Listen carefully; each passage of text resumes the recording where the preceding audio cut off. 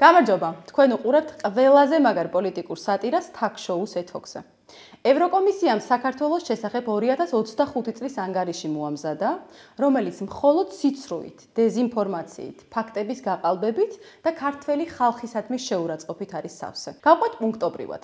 ანგარიში ნათქვამია, რომ ხელისუფლებამ გადაუხვია წინამთავრობების აღებულ ევროპულ კურსს.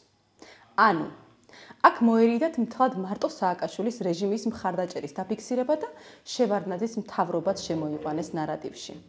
მაშინ აღებული ევროპული კურსი შეიცვალაო. ჯერ შევარდნაძის პერიოდში გაიშნიკების და საყოველთაო კორუფციის ფონზე ყოფილა ევროპული გზის ერთგული მაშინდელი მთავრობა და შემდეგ თურმე ნაცების მწამებელი და დიქტატორული 9 წლიანი რეჟიმი აგრძელებდა ამ გეზს. და ქართულმა ოცნებამ, რომელმაც ვიზა ლიბერალიზაცია მოუტანა ქვეყანას და კანდიდატის სტატუსი მიიღო, ის უხვევს თურმე ევროპული ბილიკებიდან. ამის მაგალითებად რა მოყავთ, იცით? მედია არის ნეხის ქვეშო. დღეს, როდესაც საქართველოში მედია სააგენტოს თუ ტელევიზიის გახსნა უმარტივესი პროცედურითაა შესაძლებელი და სადაც ოპოზიციურ მედიას მართლა აღვირახსნილი სიცრუის კამპანიები და ზიზღის ენა აქვს, და არავინ ერევა მაინც მათ საქმიანობაში, ეს ყოფილა მედიის შეზღუდვა. ნაცების დროს იმედი რომ დაარბიეს პირდაპირ ეთერში. ტელეკომპანია იმედში შემოვიდა სპეციალური დანიშნულების რაზმი. გამოსულია უკვე ეთერიდან აღარა. ფლობელს ძალადობრივად წაართვეს. ყველა ტელევიზია პარტიას დაუქვემდებარეს. მაესტროში ლიმონკა შეაგდეს. ამ რა ნიშნის მიხედვით არის შერჩეული ადამიანი? რა ხდება გვესვრიან თუ რა? სადა? სადა? მეცხრე არხ სატელიტურ თეფშებს უყადაღებდნენ და კაბელებს უჭრიდნენ. ამ პერიოდზე არა მოუღია ხმა ევრობიუროკრატიას მედიაზე ზეწოლაო და ახლა ამბობს ამ ფლანგზე უკუსვლა შეინიშნებაო. ასეთი აბსურდი ხომ უნდა იკადრო. მაგრამ ამაზე არ გაჩერდნენ. თურმე გვარამია მელია ხაბეიშვილი ხოშტარია ეს დამნაშავეები, ნაცების კლასტერი პოლიტიკური ნიშნით ყოფილან დაპატიმრებულები. ჯერ ხომ მიშაზე სადეს იგივე პოლიტიკური პატიმარია და გვიკლავენ ციხეშიო. და ყველამ ვიხილეთ რა საცირკო წარმოდგენები დაგვიდგეს 2 წლის მანძილზე.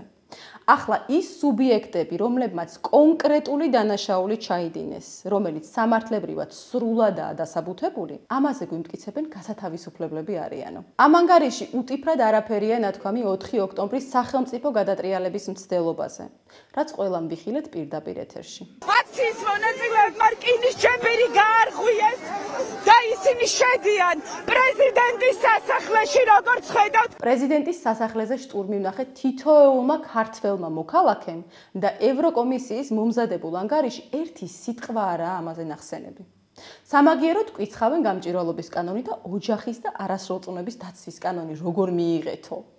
ეს სამოქალაქო საზოგადოებას უთხრეს ძირსო. ფინანსური გამჭვირვალობა და ქართული ძირძველი ტრადიციის ოჯახის ინსტიტუტის მოფრთხილება ყოფილა ევროპული კურსიდან გადახვევა. ამას დაუნგრევია თურმე სამოქალაქო საზოგადოება საქართველოში. ეს ხომ მარტივი ტყუილი და შეურაცხყოფაა ჩვენი ხალხის მისამართით. აქციებზე პოლიცია ძალას ამეტებდაო, კიდევ ამაზე გვტუქსავენ და პარალელურად ერთ სიტყვას არ ამბობენ აქციების ძალადობრივ ხასიათზე. მოლოტოვის კოქტეილებს რომ ესროდნენ ჩვენ სამართალდამცავებს.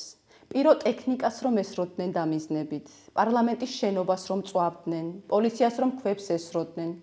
ამაზე პასუხად წყლის ჭავლი და დაშლა ყოფილა ცალმხრივი ძალადობა. ეს ის ევრობიუროკრატები გვეუბნებიან, რომელთა ქვეყნებშიც გერმანია იქნება ეს, ბელგია, საფრანგეთი თუ ასე შემდეგ, მართლა მშვიდობიან აქციებს, რომ უსასტიკესი მეთოდებით არბევენ. ყველაზე ტრაგიკომიკური კი ამ ანგარიში ისაა, რომ გვსაყვედურობენ ომის შემდეგ ეკონომიკური სარგებელი მიიღო ქვეყანამ ტურიზმითო.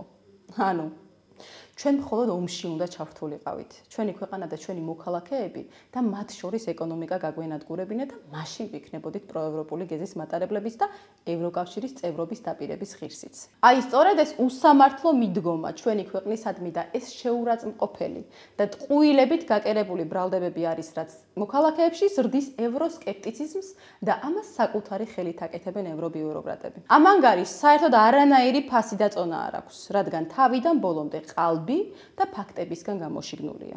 ამიტომ ის მიზანი, რომ როგორმე იქნე პროტესტი გააღვივონ, აქციებზე მოხდი გაზარდონ, რევოლუციური პროცესის შექმნან, კვლავ ფიასკოთი დაგიმთავრდებათ.